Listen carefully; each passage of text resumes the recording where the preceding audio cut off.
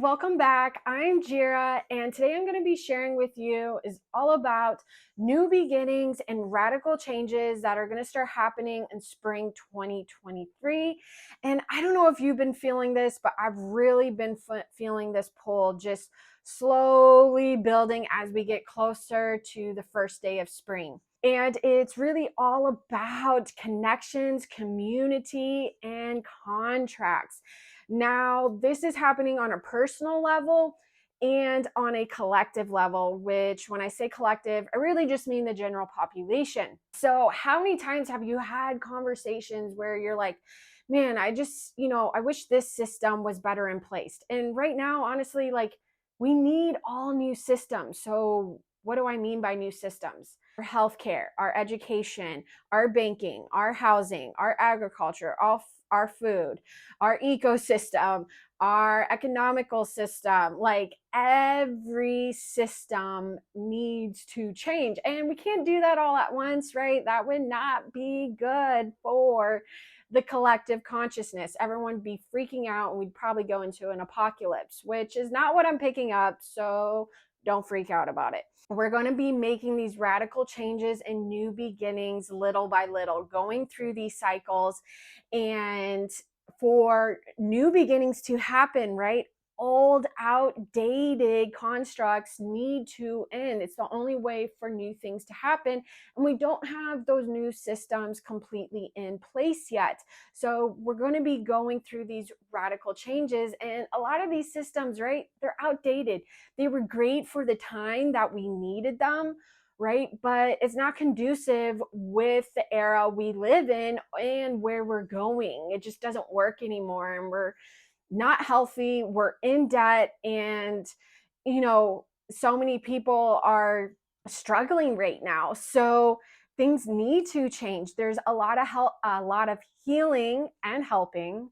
I guess that's what wanted to come in, healing and helping that's going to be going in, which is why we're having, new connections, old connections ending, new connections coming into place, more of a community.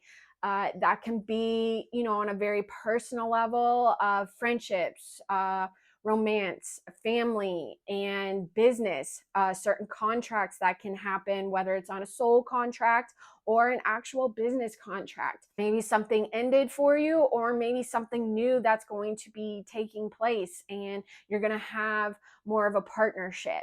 You're looking for more of a community, right? Trying to find your tribe, or living more locally, finding more local food, or giving back more to your community if you feel that calling.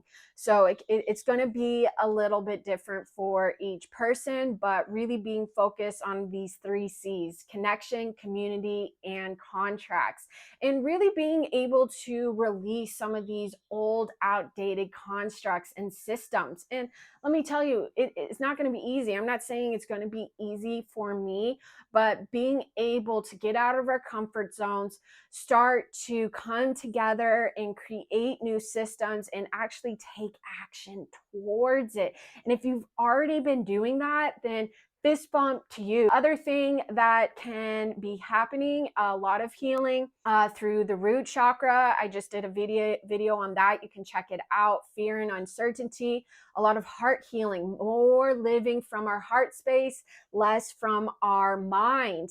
And part of this, as we are going through this healing, can create a lot of anxiety. Maybe you're feeling personal anxiety, being able to relinquish that control. A lot of the time, anxiety comes up because we're holding on and wanting to control. Everything has to be so perfect, right?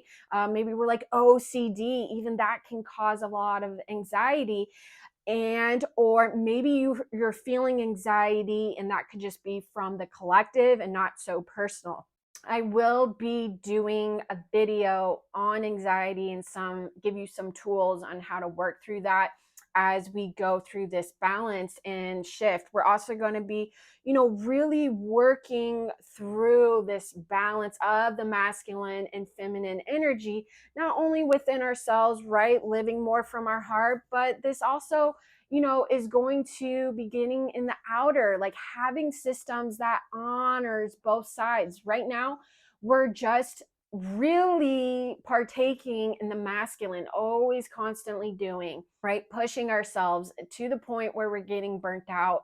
For those of you like myself, yep, been there, done that, trying to manage it better, but really starting, create new systems where we can honor the feminine energy a little bit more, rest when we need to, and, be a little bit softer and allow that softness to be healthy and see as a power. Having softness is a power.